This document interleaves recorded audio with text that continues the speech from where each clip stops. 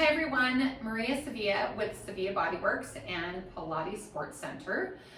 So I have a new challenge for you all. We're going to be doing push-ups now. I did do a hundreds challenge a little while ago, and I hope that you all enjoyed that and are still working towards some of those techniques and improving your hundreds. And now we're going to do some push-ups. So push-ups are not everyone's favorite, at least they weren't mine for a long time. But they certainly are now. And that's just, it's hard for some people, especially women, to build that upper body strength to do it successfully. We also have issues with the wrists and shoulders when we do push-ups. And so I think it's really important to take it slowly, improve your strength, and get better at that, and then you can perform the full push-up in a plank position. So we won't be doing the first few videos in a full plank position. Now, I did address wrists and shoulders. So if you have wrist issues and shoulder issues, I'm going to give you some techniques to modify that for you. And there's no reason why you can't get a little bit stronger and start working on your push-ups here. So let's get started. All right, we are going to start on our hands and knees first. And the reason why is I think it's really important to understand how the shoulder blade moves in a push-up. So if we can identify that movement, work on that movement, improve that movement, then we have a better look at improving our push-ups. So the hands are right underneath the shoulders, and my knees are right underneath my hips. I'm in a quadruped position. I don't want my belly to sink down, so I'm going to draw my abs up and in, so I'm immediately engaging my core. So when you're in a hand balancing position, I have some other videos that address this, and I'll go over it again, is you want to be in a tripod hand. So that's index finger to pinky finger around to the outside of the palm. So this makes a little triangle shape. And you want to press across those knuckles.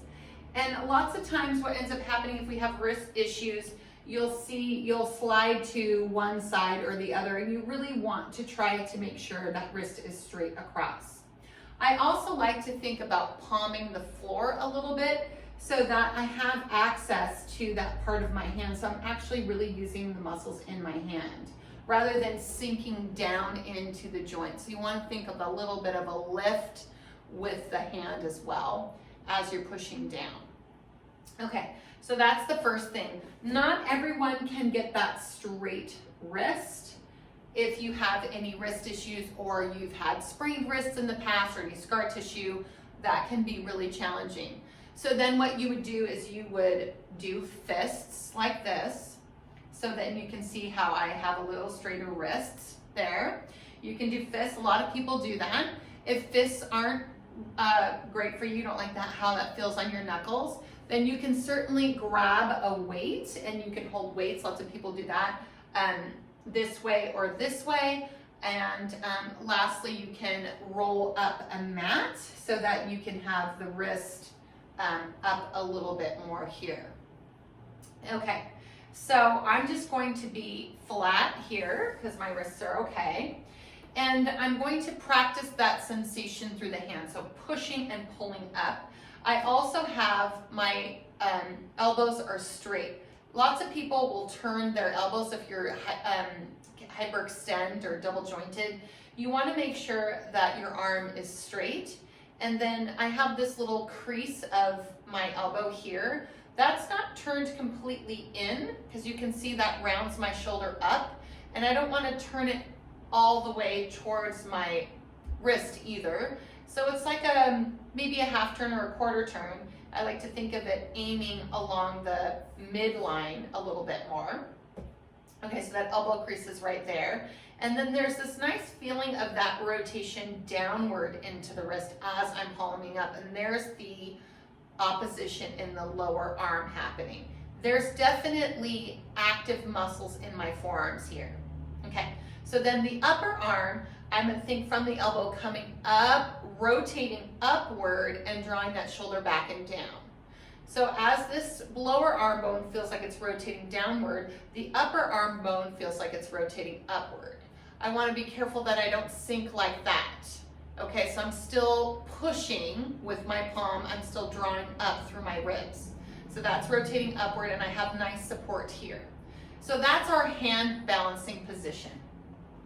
Okay, so now I'm just gonna move the shoulder blades. We're gonna do retraction. So retraction is drawing the two shoulder blades in towards the spine, and then protraction is gonna be driving that away. So retracting and protracting. It's also abduction and adduction. So abduction being the shoulder blades coming towards each other, they're adding, and then abduction is pulling apart. So the other thing, while you're doing this, you might say, this is, why am I doing this, Maria?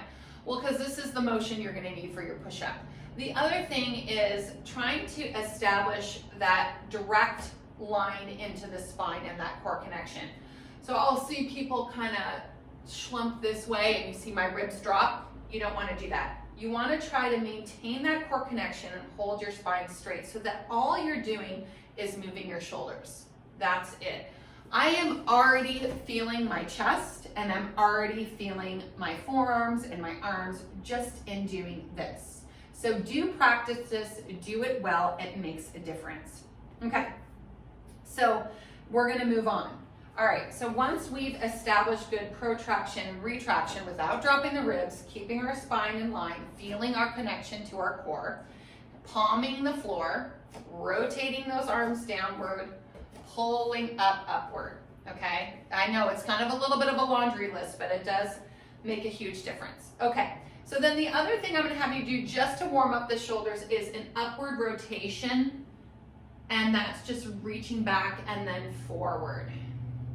Because the shoulder blade being able to move, it tends to move better if you can really warm it up and move it in all directions. I wouldn't recommend doing a cold push-up. People can, it's fine, but I like to make sure that my core is warmed up and my shoulders are warmed up and my arms and hands and everything. So I'm just doing upward and feeling that movement of the shoulder. It also helps to lengthen the neck, open up the side body, all of that. Disassociate the shoulders from the core, which is important too. Okay, so I'm gonna take a break here, and I'm just quickly gonna grab those props to show you the different things that you can do for your wrists.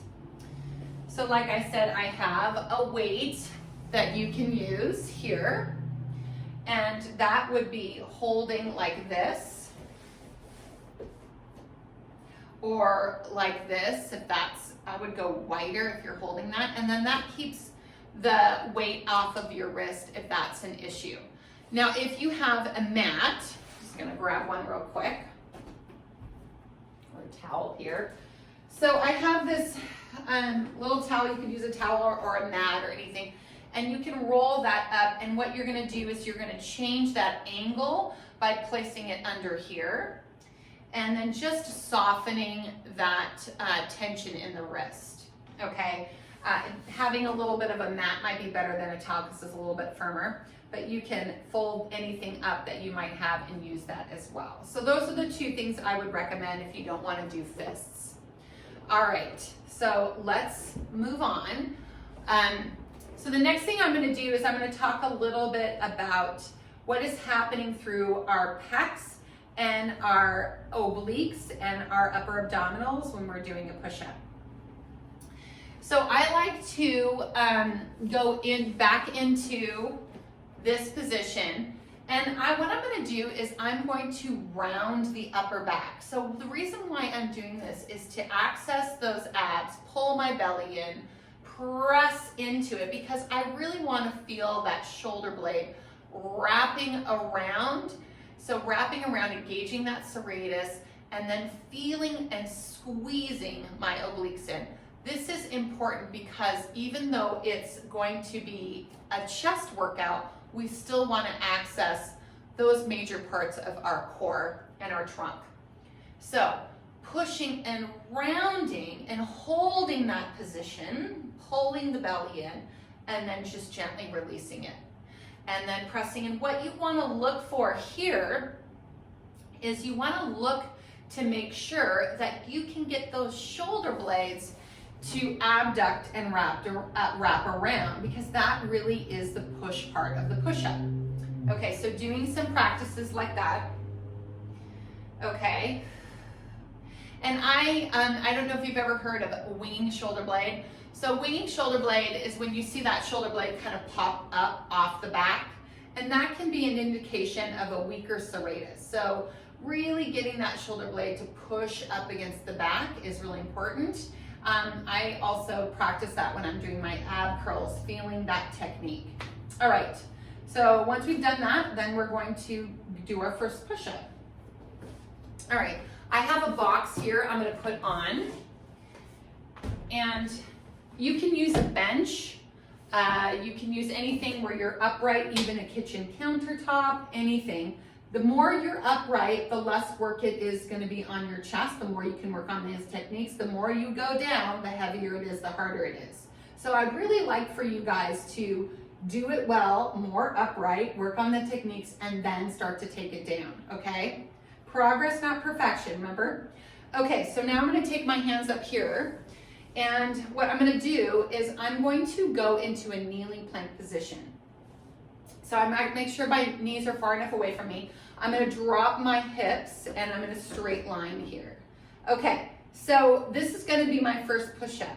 But before I work into the upper body, I have to think about what's happening in the lower half. So from my hips down.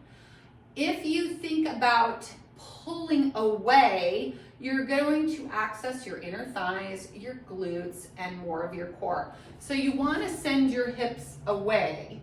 Right? You don't want to send your hips up towards your shoulders, just adds more weight to your upper body. You want to really pull down and away. The other thing is it allows for a little bit more length through the spine, and you'll feel your core connect more. So I'm pushing down through my knees, I'm squeezing my inner thighs, I'm squeezing my glutes, and I'm zipping up through my midline. Okay, I'm going to start with my protraction, retraction here again. And then what I'm going to do is when I bend my elbows out to the side, I'm going to retract and adduct, so bringing those shoulder blades in, and then initiating immediately that abduction. Okay, let's try that again. Shoulder blades come in towards each other, and then pushing them apart, hence the reason for the push-up. Here we go. Pushing them apart and then pulling up, so I'm getting that little bit of round and that extra bit for the serratus and the obliques. I'm going to do 2 more here. And last one. Okay, so I really could feel that in my chest. I could feel that in my core and in my arms. I do want to say that again, it's really important that you get that technique of the shoulder blade. You have to abduct the shoulder blade. It has to come from there. Lots of people will get down into the push-up and then get stuck in their hands. And then they try to push from their hands, but they're not separating their shoulder blades. So even in this position, you can see I'm separating my shoulder blades to bring myself up. So make sure you do that first. You initiate from the shoulder blades out and in and out and in. And then get that extra push at the end so you can gauge your pecs and then pull that shoulder blade to the back. Do it kneeling like this first, and then try to do, I don't know, about 10, okay? And I like to also extend, make sure that you extend all the way. Push yourself up, and then pull yourself in, abducting the shoulder blades, holding the belly in. Don't let the belly drop or the ribs drop. Keep your neck in line with your spine. I think I've done 10. I've lost count. I'm going to do 2 more. 1 and 2. Oh, that feels great. And then just sit back and release. So the great thing about push-ups is, you know, you can do them on this box. You can do them against the wall. You can do them on the kitchen counter. You absolutely don't need to be in that plank position. Remember, that's the advanced push-up. You're working up to that. This is a how-to challenge, and that's what we want to do. So I will see you next week with a bit more. All right, take care. Bye.